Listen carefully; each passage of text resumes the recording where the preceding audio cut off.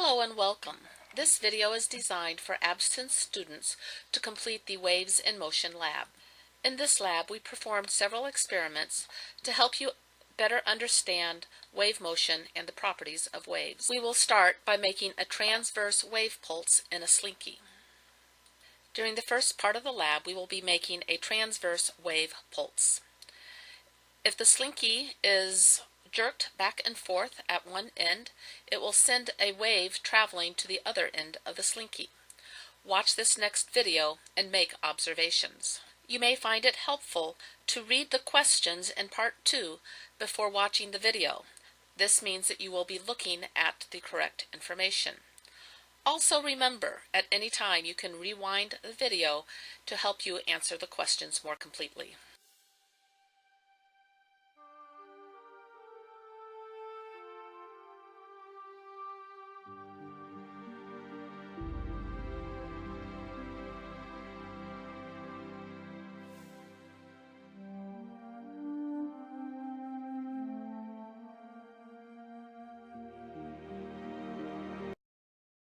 A wave can be described as a disturbance that travels through a medium from one location to another. In this first part of the lab, our medium is the slinky. When a wave pulse moves through a medium, the individual particles of the medium are only temporarily displaced from their rest position. There is always a force acting upon the particles that restores them to their original position. In a slinky wave, each coil of the slinky ultimately returns to its original position. It is for this reason that a wave is said to involve the movement of a disturbance without the movement of matter. Waves are said to transport energy. As a disturbance moves through the medium from one particle to an adjacent particle, energy is being transported from one end of the medium to the other. In a slinky wave, a person imparts energy to the first coil by doing work upon it.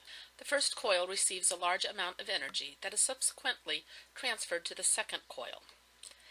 When the first coil returns to its original position, it possesses the same amount of energy as it had before it was displaced. The second coil then has a large amount of energy that it can transfer to the third coil, and so on.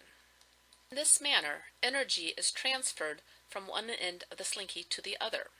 However, the original coils of the slinky do not move from their original position. This picture shows a transverse wave in which the particles of the medium move in a direction perpendicular to the direction that the wave moves. As the energy is transported from left to right, the individual coils of the medium will be displaced upwards and downwards. In this case, the particles of the medium move perpendicular to the direction that the pulse moves. Movement of the medium that is perpendicular to the direction of the wave movement is one of the definitions of a transverse wave. This website from the Department of Physics and Astronomy from Appalachian State University offers additional information about waves in a slinky. It might be worth your while to read through this webpage to get a better understanding of how waves work in slinkies. This is a good time to pause the video and answer the questions in part 2, thinking about what you observed. If you need to go back and re-watch parts of the video, feel free to do so. Next, we are going to see how a longitudinal wave moves through a slinky.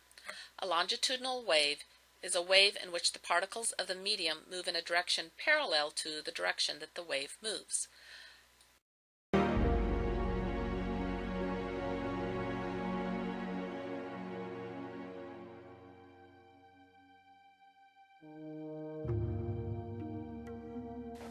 This segment shows what happens when the slinky is stretched but not returned to its original position. Pause your video and answer the questions in part 4, thinking about what you observed. Take time to think about this and feel free to use your book and other resources to help you answer the questions. Also read each question completely. Many times it will ask you to do 2 things in answering the question. Part 5, Waves in Water. The wave tank is placed on an overhead projector, and a picture of the waves is projected on a screen. This allows us to see the shadows cast by the waves, and you can see the waves moving through the tank. This will allow you to see the shape of the waves and observe their interactions.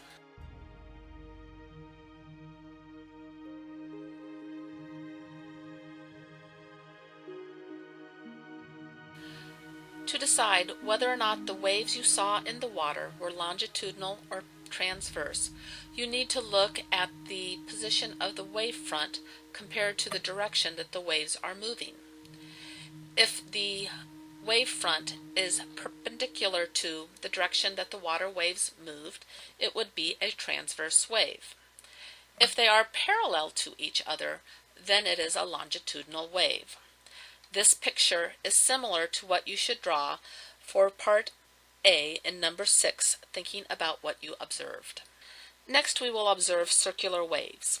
You will use this to answer letters C and D in part 6, thinking about what you observed.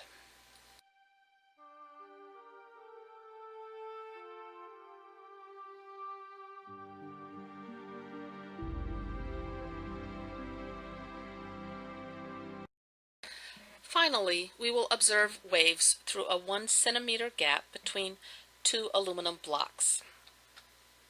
Be sure to observe the shape of the wave before it hits the blocks and then after it passes through the small opening.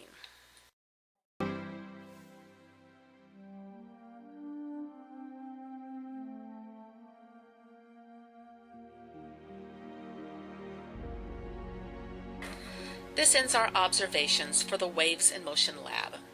As always, if you have questions, feel free to contact your teacher. You may also use your textbook and other resources to help you answer the questions. Once you have answered all the questions, please make sure your name is on the assignment and hand it in.